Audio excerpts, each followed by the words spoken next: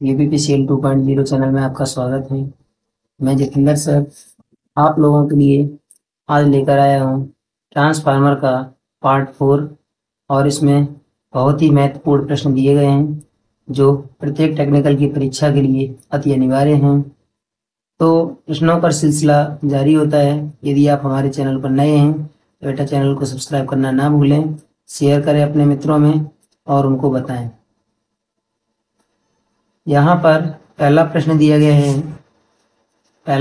गया है क्या कम करने के लिए ट्रांसफार्मर में सोपानी क्रोड का इस्तेमाल किया जाता है।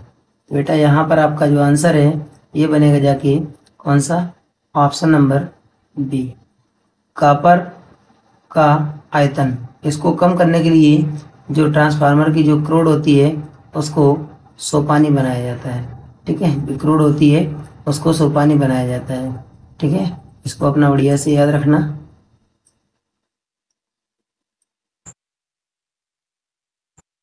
नेक्स्ट क्वेश्चन है ट्रांसफार्मर में इसके प्राथमिक और द्वितीयक के मध्य कितना प्रतिरोध होता है। बेटा एक बात आपको बता दें कि ट्रांसफार्मर की जो कुंडलियां होती हैं ये प्राथमिक कुंडली और द्वितीय कुंडली आपस में एक दूसरे से संयोजित नहीं होती है। अगर ये संयोजित होती भी है तो किसके साथ संयोजित होती है, केवल चुंबकीय क्रोड के साथ, विद्युतीय रूप से ये संयोजित नहीं होती है। तो बेटा इनके बीच में जो रेजिस्टेंस होगा वो क्या होगा, इनफाइनाइट होगा। ऑप्शन नंबर डी आपका राइट है। नेक्स्ट क्वेश्चन देखते हैं। अगला क्वेश्चन है ट्रांसफार्मर में किस भार पर शक्ति गुणक शून्य वोल्टेज नियमन प्राप्त किया जाता है। ट्रांसफार्मर में किस भार शक्ति गुणक पर शून्य वोल्टेज नियमन ज्ञात किया जाता है। क्वेश्चन नंबर तीसरे का आंसर आपका होगा बी, अग्रगामी या लीडिंग पावर फैक्टर पर। नेक्स्ट क्वेश्चन है आपका समांतर में कार्य करने वाले ट्रांसफार्मर भार सहभाजित करेंगे, जो कि क्वेश्चन नंबर 4 का आपका आंसर होगा बेटा डी, ऑप्शन नंबर डी सही होगा, क्योंकि यहाँ पर दिया गया है प्रतिशत प्रतिबाधा पर निर्भर करता है। समांतर में कार्य कर रहे किसी ट्रांसफार्मर जो होता है उसका भार सहभाजित करेंगे तो यहाँ पर जो ये स्थिति है प्रतिशत प्रतिबाधा पर निर्भर करती है। नेक्स्ट क्वेश्चन देखते हैं। यहाँ लिखा है ट्रांसफार्मर का कार्य सिद्धांत किस पर निर्भर करता है। तो ट्रांसफार्मर का कार्य सिद्धांत बेटा फैराडे के नियम पर निर्भर करता है, और फैराडे के किस नियम पर, इलेक्ट्रोमैग्नेटिक सिद्धांत के आधार पर। ठीक है, याद रखेंगे यहाँ इलेक्ट्रोमैग्नेटिक सिद्धांत के आधार पर जो ये आपका ट्रांसफार्मर का सिद्धांत है ये कार्य करता है। नेक्स्ट क्वेश्चन देखते हैं। अगला क्वेश्चन दिया गया है ट्रांसफार्मर में उत्पन्न ऊष्मा का क्षय मुख्यतः किसके द्वारा होता है। याद रखना ट्रांसफार्मर में ऊष्मा का क्षय संवहन के द्वारा होता है, यहाँ पर चालन के द्वारा नहीं होगा और ना ही वितरण के द्वारा होता है, तो याद रखना इसको। नेक्स्ट क्वेश्चन है आपका question number 7, 10 kVA auto transformer में वोल्टेज अनुपात 0.4, प्रेरण द्वारा स्थानांतरित शक्ति ज्ञात कीजिए। तो बेटा ये स्थानांतरित शक्ति होगी, स्थानांतरित जो शक्ति होगी वो कितनी निकलेगी, यहाँ से हम निकाल ये हो जाएगा आपका केवीए रेटिंग, और यहाँ पर हो जाएगा आपका 1 माइनस रूपांतरण अनुपात के।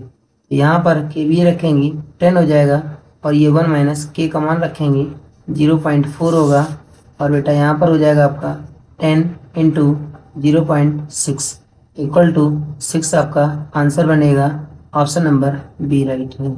नेक्स्ट क्वेश्चन देखते हैं। अगला है संचरण लाइन के लिए बूस्टर ट्रांसफार्मर प्रयुक्त किए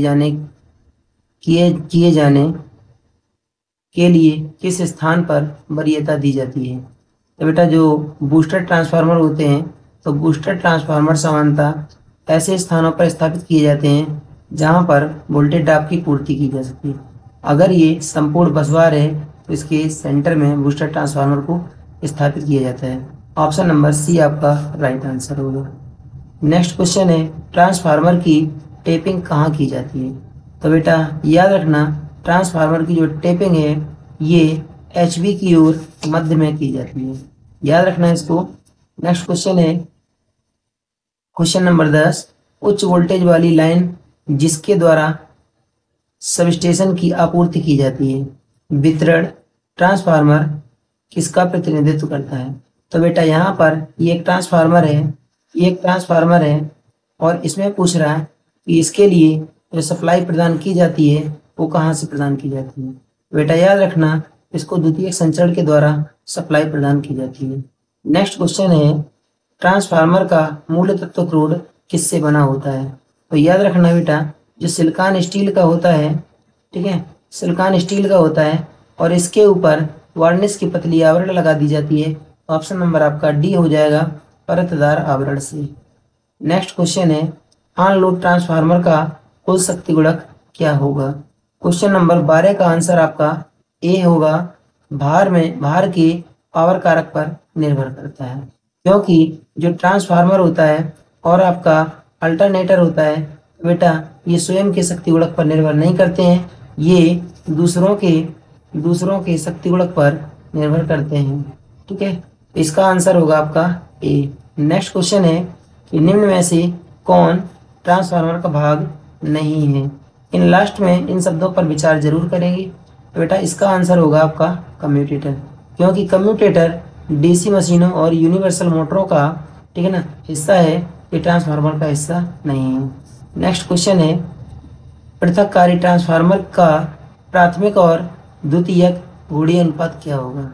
तो बेटा आइसोलेशन एक ट्रांसफार्मर होता है, आइसोलेशन एक ट्रांसफार्मर होता है। इस आइसोलेशन ट्रांसफार्मर को 1:1 ट्रांसफार्मर के नाम से भी जाना जाता है, ठीक है। इसका जो रूपांतरण अनुपात होता है बेटा आदर्श ट्रांसफार्मर की भांति होता है, इसका रूपांतरण अनुपात C बनेगा। नेक्स्ट क्वेश्चन जो है आपका ट्रांसफार्मर का इनपुट वर्ग तरंग है तो आउटपुट क्या होगा?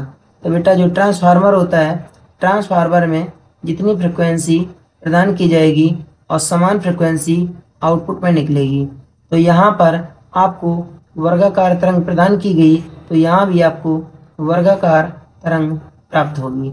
ऑप्शन नंबर बी आपका राइट आंसर होगा। नेक्स्ट क्वेश्चन है कोर प्रकार के ट्रांसफार्मर में कोर के निकट किस प्रकार की कुंडलन की जाती है? तो बेटा यहाँ पर मैं बता दूं कि जो कोर प्रकार का जो ट्रांसफार्मर होता है इसमें कोर के निकट कम वोल्टेज वाली वाइंडिंग की जाती है या कम फेरों वाली वाइंडिंग की जाती है, जिससे कि ट्रांसफार्मर पर कम इंसुलेशन की आवश्यकता पड़े तो कम फेरों की वाइंडिंग को अंदर और अधिक फेरों की वाइंडिंग को उसके ऊपर स्थापित कर दिया जाता है। इस प्रकार से ये ट्रांसफार्मर जो बनकर के तैयार होता है कोर टाइप ट्रांसफार्मर होता है। जो यहाँ पर क्या पूछ रहा है, निकट किस प्रकार की वाइंडिंग की जाती है? तो क्रोड के निकट हमेशा कम या कम वोल्टेज की वाइंडिंग को स्थापित किया जाता है। याद रखेंगे इस क्वेश्चन का आंसर आपका ए सही होगा। नेक्स्ट क्वेश्चन है एक ट्रांसफार्मर में हार्मोनिक्स बनाने के लिए निम्नलिखित में से क्या मुख्य कारण हो सकता है? कि ट्रांसफार्मर में हार्मोनिक्स बनाने के लिए क्या मुख्य कारण हो सकता है? तो यहाँ बेटा क्वेश्चन नंबर 17 जो होगा इसका आंसर सी होगा, कोर की संतृप्तता। नेक्स्ट क्वेश्चन है किसी ट्रांसफार्मर में पूर्ण भार पर ताम्रानियां और लौहानियां, ये बेटा ये दी गई हैं, ये कॉपर लॉस है, ठीक है, ये कॉपर लॉस है और ये आपका आयरन लॉस है, ठीक है ना, आयरन लॉस है। ताम्रानियां और लौहानियां क्रमशः 2500 वाट और 1500 वाट हैं। अर्धपूर्ण भार पर ताम्रानियां और लौहानियां कितनी होंगी? तो बेटा आपको बता दें जो कॉपर लॉस हैं हाफ लोड पर बाई 4 हो जाती हैं तथा जो आयरन लॉस हैं ये आप सेम रहती हैं, ये नो चेंज होती हैं, ठीक है। तो कॉपर लॉस को रखेंगे तो ये हो जाएगा आपका 2500/4 और यहाँ पर आयरन लॉस को सीधे ही नोट कर लिया जाएगा। 4 से इसको कैंसिल करेंगे, 4 छंग 24, तो बेटा 625 कामा और ये बनेगा जाके आपका 1500। आंसर आपका बी सही होगा। नेक्स्ट क्वेश्चन देखते हैं ट्रांसफार्मर ऑयल का श्यानता होना चाहिए। क्वेश्चन नंबर 19 जो है बेटा इसका आंसर डी। ट्रांसफार्मर में श्यानता जितनी कम होगी उतना उसका श्यानता जितनी कम होगी उतनी ट्रांसफार्मर की कैपेसिटी ज़्यादा होगी। तो बेटा जो श्यानता होता है, श्यानता जो गुणांक होता है, श्यानता जो गुणांक होता है इसका मात्रक, श्यानता गुणांक होता है इसका मात्रक बेटा पॉइज होता है। ठीक है, इसका मात्रक पॉइज होता है, याद रखना। नेक्स्ट क्वेश्चन है आपका, ट्रांसफार्मर ऑयल का परावैद्युत सामर्थ्य कितना होता है? इसका जो परावैद्युत सामर्थ्य होता है बेटा ये 30 kV होता है। नेक्स्ट देखते हैं, एक ऐसी ट्रांसफार्मर में ताम्रहानि परीक्षण, एक फेजी ट्रांसफार्मर में ताम्रहानि किस परीक्षण के द्वारा ज्ञात करते हैं? तो बेटा सबसे पहले देखते हैं आयरन लॉस और यहाँ देखते हैं कॉपर लॉस। तो इनको ज्ञात करने के लिए मैंने बताया था अगर आयरन लॉस निकालेंगे तो OIL लिख देंगे, कॉपर लॉस निकालेंगे तो SSC लिख देंगे। इससे पता चलता है कि ओपन सर्किट के द्वारा बेटा हम आयरन लॉस ज्ञात करते हैं और शॉर्ट सर्किट के द्वारा हम कॉपर लॉस ज्ञात करते हैं। आपका क्वेश्चन में क्या पूछा गया? ताम्रहानि, मतलब यहाँ पर कॉपर लॉस पूछा गया है तो हमको करना पड़ेगा शॉर्ट सर्किट। तो ऑप्शन नंबर आपका डी सही हो जाएगा। नेक्स्ट क्वेश्चन है, पर्णा मित्र में प्रयोग होने वाली नई सिलिका जेल का रंग कैसा होता है?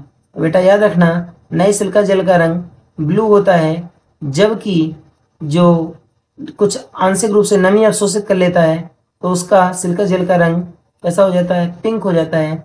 और जो खराब सिलिका जेल होता है, खराब सिलिका जेल का जो रंग होता है बेटा वो आपका सफ़ेद हो जाता है।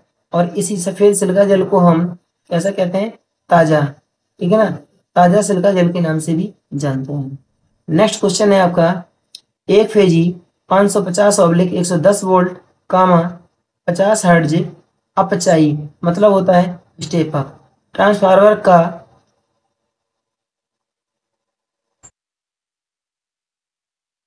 रूपांतरण अनुपात बेटा यहाँ पर पूछा गया है क्या होगा? रूपांतरण अनुपात यहाँ पर पूछा गया है क्या होगा? तो रूपांतरण अनुपात निकालने के लिए बेटा ये होता है आपका E2 या V2/V1 इक्वल टू A। तो V2 का मान बेटा यहाँ पर 110 दिया है और इसका मान दिया गया है 550। दोनों को कैंसिल कर देंगे तो 1/5 आएगा और 1/5 की वैल्यू बेटा होती है 0.2। आपका आंसर बनेगा डी। नेक्स्ट क्वेश्चन देखते हैं। अगला क्वेश्चन दिया गया है, आउटपुट का 1% कॉपर लॉस और 5% प्रतिरोधकता ह्रास 0.866 शक्ति गुणक वाले ट्रांसफार्मर में वोल्टेज रेगुलेशन ज्ञात कीजिए। तो बेटा यहाँ पर जो परसेंटेज वोल्टेज रेगुलेशन है ये क्या लगेगा? ये लगेगा R cos phi plus X sin phi. याद रखना इस फॉर्मूले के द्वारा इसको काउंट किया जा सकता है। रखेंगे 1% का वैल्यू इंटू पावर फैक्टर का मान 0.866 रख देंगे और प्लस में क्या रखेंगे? इसका वैल्यू रखेंगे प्रतिरोधकता का मान ये 5 रखेंगे।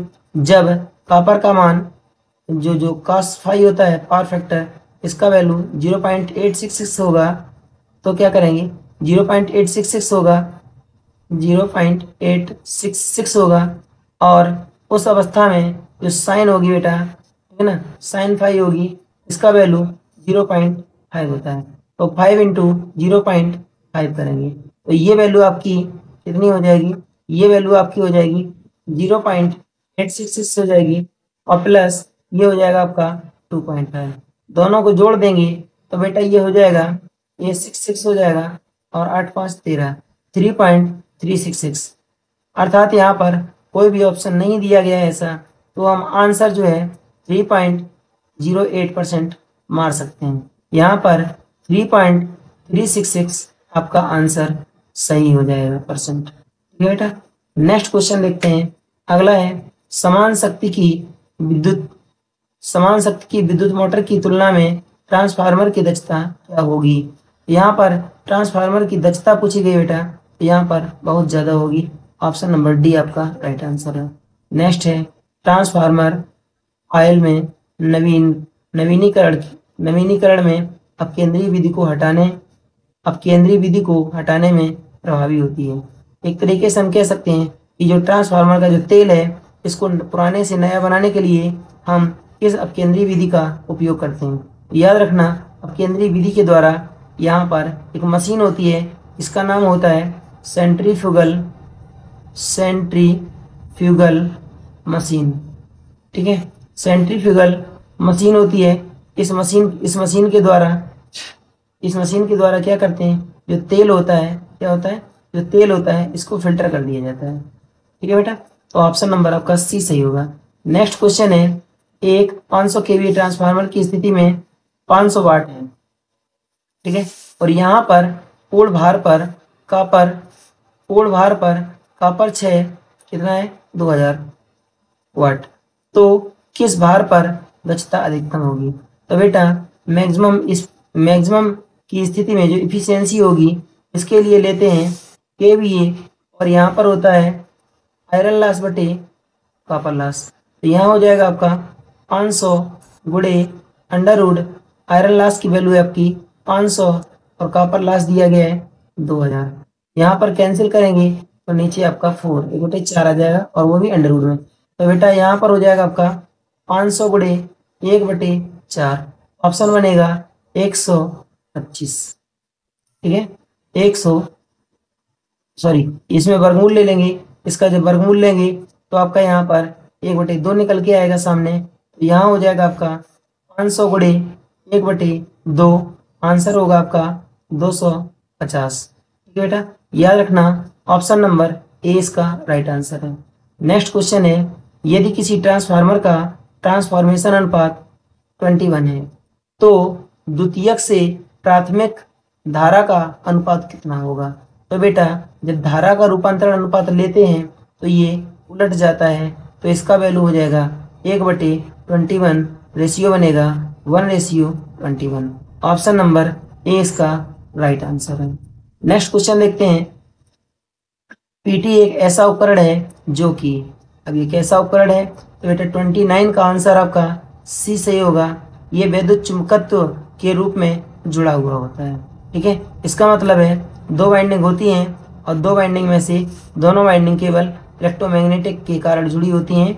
इसमें से कोई भी वाइंडिंग इलेक्ट्रोमैग्नेटिक वाइंडिंग के अतिरिक्त और किसी से नहीं, मतलब इसमें यांत्रिक रूप से नहीं जुड़ी होती हैं। आपका ऑप्शन नंबर सी सही होगा।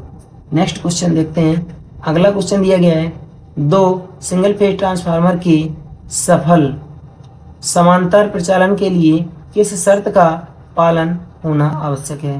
क्वेश्चन नंबर 30 का बी आपका राइट आंसर होगा, समान ध्रुवता।